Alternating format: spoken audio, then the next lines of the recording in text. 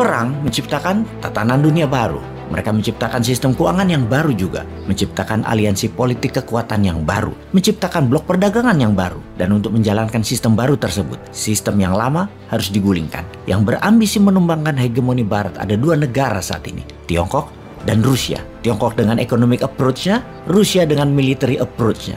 Dalam perang di Ukraina yang telah berjalan 6 bulan ini telah berhasil merubah banyak wajah dunia, merubah sistem dunia. Sampai cryptocurrency pun diserang oleh Barat agar turun nilainya karena dipakai Rusia untuk transaksi pengganti dolar sebagai shadow currency. Semakin lama perang terjadi di Ukraina, semakin banyak yang bermain di belakangnya. Blok baru tercipta, sistem baru tercipta. Semua dikarenakan demand dan supply serta keberanian bermain pemimpin negara bermanuver di kancah internasional. Sahabat, untuk mendukung informasi YouTube Bosman di channel ini, kita memiliki sebuah channel baru, B Media by Bosman, yang isinya data valid dari sumber berita yang bukan dari berita mainstream utama dunia, namun dari berita fakta dengan sumber valid lainnya. Sahabat, selamat bergabung di sana dan kita kembali ke topik utama. Ada sebuah realita baru di medan perang Ukraina saat ini, yaitu Rusia ternyata mengalami kekurangan senjata dan kekurangan amunisi. Setelah di awal salah mengalokasikan logistik pangan dan suplai barang yang dalam sekejap berhasil diperbaiki, namun ternyata saat ini realita baru terjadi. Di lapangan, Rusia kekurangan senjata tempur personel, senjata tempur regu untuk peleton, dan senjata berat lainnya. Secara data lapangan terdapat informasi bahwa Rusia telah kehilangan 1.600 tank, 10 pesawat pembom, 20 pesawat kargo, 50 helikopter, 450 peluncur roket, dan artillery piece. Kita mengetahui negara agresor seperti Jerman di Perang Dunia Kedua adalah pemproduksi mesin perang.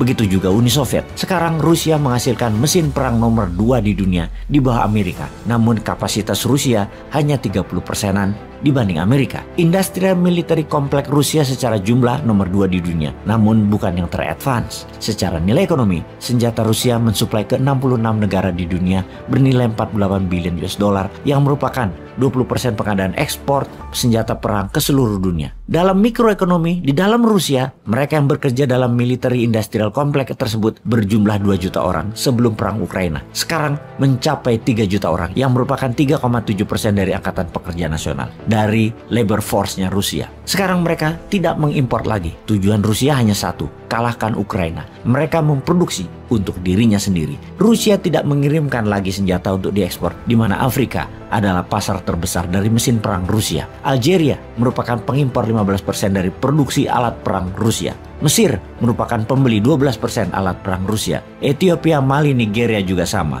membeli dari Rusia. Semua sekarang difokuskan untuk tentara Rusia, namun ada berita buruk lainnya. Produksi alat perang Rusia hanya bisa berjalan 50% dari kapasitas terpasang karena kekurangan bahan baku, mulai dari material dasar atau mineral hingga microchips, alat kendali guidance system yang diimpor dari negara lain. Rusia lagi kena embargo. Rusia hanya bisa memproduksi alat perang personal untuk jarak jauh seperti roket dan peluncur roket yang memerlukan tracker, tidak bisa banyak lagi produksinya. Inilah yang membuat Rusia pada saat ini kekuatan firepower-nya berkurang. Apa yang Rusia lakukan? Putin mengunjungi Iran dan Turki. Kita setuju pastinya. Ketika seorang kepala negara mulai melakukan perjalanan ke luar negeri, ini pasti ada kebutuhan besar di dalam negeri yang harus dipenuhi. Seperti kunjungan Pak Jokowi baru-baru ini. Demikian juga Putin ke Turki dan Iran. Menlu Rusia ke Afrika. Kunjungan Putin hanya satu, akan meminta drone Iran dan drone Turki. Kita tahu drone Akinci Turki adalah tersangar di dunia. Drone Akinci ciptaan Turki memecahkan sejarah penerbangan dengan terbang di ketinggian 11.000 meter selama hampir 26 jam, jauh dari jangkauan operasional sebagian besar jet tempur. Dengan lebar sayap 20 meter dan daya angkut 1 ton, drone besar ini dapat dipasang dengan smart micro munition ringan milik Roketsan untuk waktu penerbangan yang lebih lama dan presisi tinggi. Untuk Iran, hal ini udah diakui dunia. Drone Iran bisa punya daya jelajah 7.000 km. Kecil pesawatnya dan punya daya angkut yang besar. Ribuan jumlahnya sudah diproduksi. Diperkirakan pengamat intelijen barat, jumlahnya 5.000 drone Iran miliki. Bayangkan, kalau sebuah negara punya 200 jet tempur, negara tetangganya gemeter karena dalam sekejap, dalam hitungan di bawah 1 jam, jet tempur tersebut sudah sampai ke negara tetangga dan untuk interceptnya tidak mudah. Misalnya, Malaysia punya 200 pesawat jet tempur, lalu yang 100 terbang seketika menyerbu Jakarta. Itu pangkalan Halim Pangkalan Madiun, Pangkalan Pekanbaru, tempat mangkal 50 jet tempur nasional tidak bisa terbang seketika untuk siap intercept jumlah 100 pesawat terbang milik Malaysia tersebut. Bayangkan, Iran punya 5.000 drone yang bisa jelajah 7.000 km, menyerbu Israel dalam hitungan jam.